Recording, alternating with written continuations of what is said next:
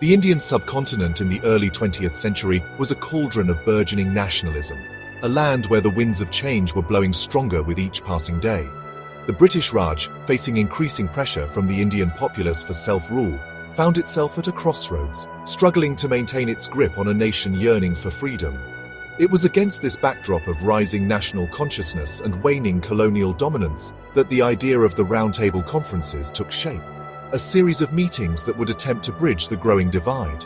The British Labour government, under Prime Minister Ramsay MacDonald, saw these conferences as a means to break the deadlock with the Indian nationalist movement, hoping to find a middle ground that could appease both sides. The aim was to bring together Indian leaders from various political affiliations and communities to deliberate on the future constitution of India, a task that was as monumental as it was fraught with challenges. However, the path to these conferences was paved with discontent and punctuated by acts of resistance, as the Indian populace grew increasingly impatient with the slow pace of reform. The Simon Commission, dispatched to India in 1927 to propose constitutional reforms, was met with widespread boycotts for its exclusion of Indian representation, a clear sign of the growing mistrust between the rulers and the ruled. The Commission's report, published in 1930, further fueled the flames of dissent as it failed to address the core demands of the Indian people. It recommended limited provincial autonomy, but fell short of granting dominion status or addressing the core demand for complete independence, leaving many Indian leaders disillusioned and frustrated. Amidst this charged atmosphere, Lord Irwin, the Viceroy of India, announced in October 1929 the British government's intention to hold a Round Table Conference in London, a move that was both bold and fraught with uncertainty. This conference, it was hoped, would provide a platform for Indians to voice their aspirations and for the British to demonstrate their commitment to a negotiated settlement, a delicate balancing act that required immense diplomatic skill. The stage was set for a historic encounter that would shape the destiny of India, a nation on the brink of monumental change. The conferences, however, were destined to be fraught with challenges and complexities from the very outset, as the deep-seated differences between the British and Indian leaders came to the fore, making every step forward a hard-fought battle. The first Round Table Conference, convened in London from November 1930 to January 1931, was marked by a significant absence, that of the Indian National Congress, the largest and most influential nationalist organization in India. The Congress, under the leadership of Mahatma Gandhi, had adopted a policy of non-cooperation with the British government and demanded complete independence as a precondition for participation. This boycott cast a long shadow over the proceedings. Without the Congress, the conference lacked the legitimacy and representative character it desperately needed.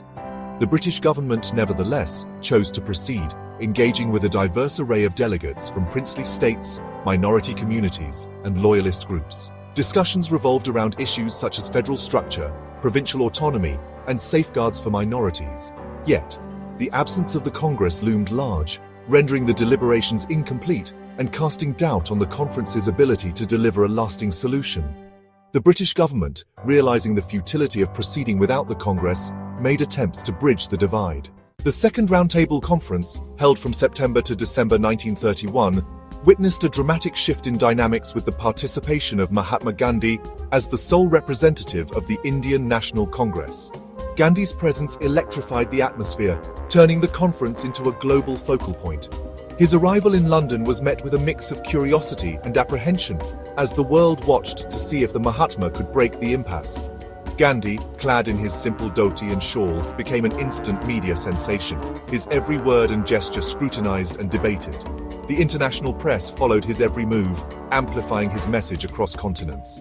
At the conference table, he eloquently articulated the Congress's demand for full independence, arguing that only self-rule could address India's social, economic, and political challenges. He emphasized the need for unity and self-determination. Despite the high hopes surrounding Gandhi's participation, the Second Round Table Conference ultimately failed to achieve a breakthrough. The discussions became mired in disagreements over the issue of communal representation, with Muslim leaders demanding separate electorates for their community. This demand created a significant rift among the delegates. Gandhi vehemently opposed separate electorates, viewing them as a divisive measure that would fragment the Indian nation. He argued passionately for a united India, where all communities could coexist harmoniously. Section 4. Discord and Disillusionment. Communal representation takes center stage. The issue of communal representation proved to be a major stumbling block in the roundtable conferences, which were convened to discuss the future governance of India. British policymakers, adhering to their long-standing policy of divide and rule, were keen on exploiting religious and caste divisions to maintain their hold over India. They believed that by keeping these communities divided, they could better control the political landscape. The Muslim League, led by Muhammad Ali Jinnah, demanded separate electorates for Muslims, arguing that their interests would be marginalized in a Hindu-majority electorate. Jinnah's stance was firm, as he believed that only through separate representation could Muslims safeguard their rights. Other minority groups, such as the Sikhs and Dalits, also raised concerns about their representation in a future independent India.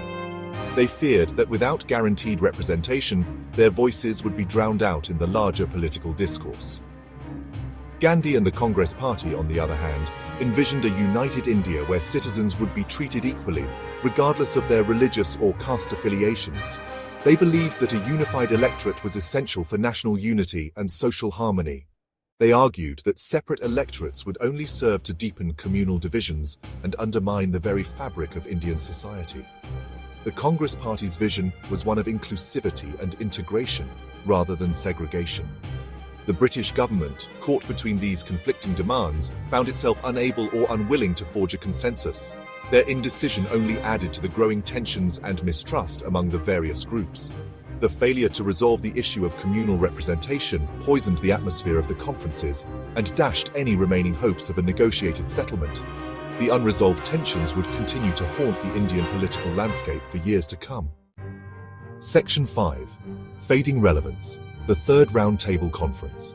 The Third Roundtable Conference, held from November to December 1932, was a lackluster affair. The Congress, disillusioned by the lack of progress, boycotted the conference, while Gandhi, imprisoned by the British authorities, watched from afar. The absence of key stakeholders rendered the Third Conference a mere formality. Discussions continued on the draft constitution, but the lack of consensus and the absence of real power to effect change rendered the proceedings largely inconsequential. The British government, sensing the futility of further talks, decided to push ahead with its own plans for India's future. The Third Roundtable Conference marked the end of an era. The grand experiment of bringing together Indian leaders and British officials to chart a course for India's future had ultimately failed. The conferences had exposed the deep divisions within Indian society and the intransigence of the British government, setting the stage for a new phase of struggle and resistance in the fight for Indian independence.